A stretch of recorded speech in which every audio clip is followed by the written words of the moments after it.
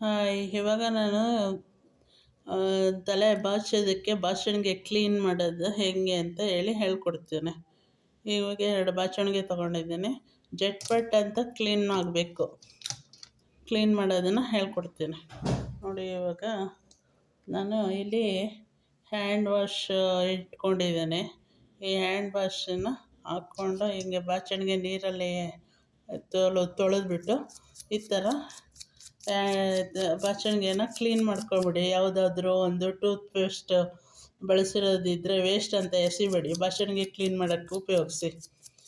ಕ್ಲೀನಾಗಿರೋ ಬಾಚಣಿಗೆಯಲ್ಲಿ ತಲೆ ಬಚ್ಚಿದ್ರೆ ಬುಂಡೆ ಕೂಡ, ತಲೆ ಕೂಡ ಚೆನ್ನಾಗಿರುತ್ತೆ, ಕೂದಲು ಕೂಡ ಚೆನ್ನಾಗಿರುತ್ತೆ. ಈ ಥರ ಕ್ಲೀನ್ ಮಾಡೋಕ್ಕೆ ಉಪಯೋಗಿಸ್ಕೊಳ್ಳಿ. ಈ ಥರ ಕ್ಲೀನ್ ಮಾಡೋದನ್ನು ಹೇಳ್ಕೊಡ್ತೀನಿ, ಹೆಂಗೆ ಕ್ಲೀನ್ ಮಾಡೋದಂತ ನೋಡಿ. ಕ್ಲೀನ್ ಆಗ್ತಾ ಇದಲ್ಲ. ಬೇಕಂದರೆ ಇನ್ನೂ ಸ್ವಲ್ಪ ಹ್ಯಾಂಡ್ ವಾಶನ್ನ ಹಾಕ್ಕೊಂಬಿಡಿ. ಹ್ಯಾಂಡ್ ವಾಶಲ್ಲಿ ಚೆನ್ನಾಗಿ ವಾಶ್ ಆಗುತ್ತೆ, ಕ್ಲೀನ್ ಆಗುತ್ತೆ. ಸೋಪ್ ಹಾಕಿ ತೊಳೆಯೋದಕ್ಕಿಂತ ಇದರಲ್ಲಿ ಅವಾಗವಾಗ ಬಾಚಣಿಗೆ ಕ್ಲೀನಾಗಿ ಇಟ್ಕೊಂಡ್ರೆ ಕೂದಲು ಹೆಲ್ತಿಯಾಗಿರುತ್ತೆ. ಇಲ್ಲಾಂದರೆ ಕೊಳಕು ಬಾಚಣಿಗೆಯಲ್ಲಿ ಬಾಚ್ತಾಯಿದ್ರೆ ತಲೆ ಅವಾಗವಾಗ ನವೆ ಬರುತ್ತೆ, ಬುರುಡೆ ಗಾಯ ಆಗ್ಬೋದು. ಈ ಥರ ಟಿಪ್ಸನ್ನ ಯೂಸ್ ಮಾಡ್ಕೊಳ್ಳಿ. ಅಥವಾ ನಿಮಗೆ ಇದಕ್ಕಿಂತ ಬೆಸ್ಟ್ ಟಿಪ್ಸ್ ಗೊತ್ತಿದೆ ಅಂದರೆ ಕಾಮೆಂಟ್ಸ್ ಮಾಡಿ, ಏನು ಅಂತ ಹೇಳಿ. ನಮಗೂ ಬೆಸ್ಟ್ ಟಿಪ್ಸ್ ಏನಾದರೂ ಗೊತ್ತಿದೆ ನೋಡಿ. ಎಷ್ಟು ಕೊಳೆ ಇರುತ್ತೆ, ಎಣ್ಣೆ ಎಲ್ಲ, ಆಯಿಲ್ ಎಲ್ಲ ಅದರೊಳಗೆ ಇರುತ್ತೆ. ಎಷ್ಟು ಕ್ಲೀನ್ ಆಯಿತು ಅಂತ.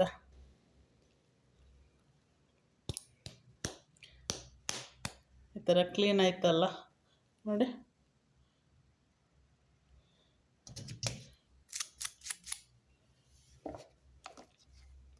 ಹ್ಯಾಂಡ್ ವಾಶನ್ನ ಬಳಸ್ತಾ ಇದ್ದೇನೆ.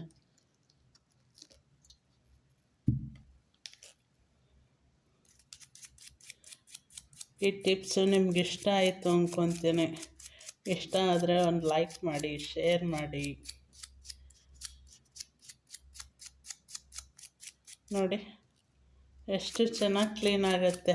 ನೀವೆಲ್ಲಾದರೂ ಅರ್ಜೆಂಟ್ ಹೋಗಬೇಕು ಅಂತ ಅನಿಸಿದ್ರೆ, ಆವಾಗ ಕೊಳೆಯಾಗಿದೆ, ಏನಪ್ಪ ಮಾಡೋದು, ಯಾರು ಮನೆಗೆ ನೆಂಟರು ಬಂದರು ಅಂದರೆ ಕೊಳಕ್ಕೆ ಬಾಚಣಿಗೆ ಕೊಡಬೇಕಲ್ಲ, ಅವಾಗೇನೋ ಒಂಥರ ಶೇಮ್ ಆದಂಗೆ ಆಗ್ಬಿಡುತ್ತೆ.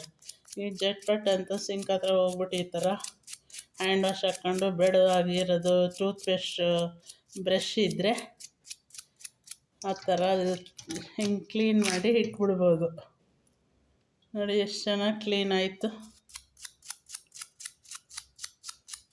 ಗಲೀಜೆಲ್ಲ ಹೋಯ್ತು. ನಿಮ್ಗೆ ಇಷ್ಟ ಆಯಿತು ಅಂದ್ಕೊತೀನಿ ಈ ಟಿಪ್ಸು. ಇಷ್ಟ ಆದರೆ ಒಂದು ಲೈಕ್ ಮಾಡಿ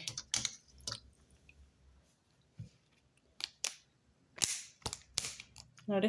ಎಷ್ಟು ಚೆಂದ ಆಯಿತು.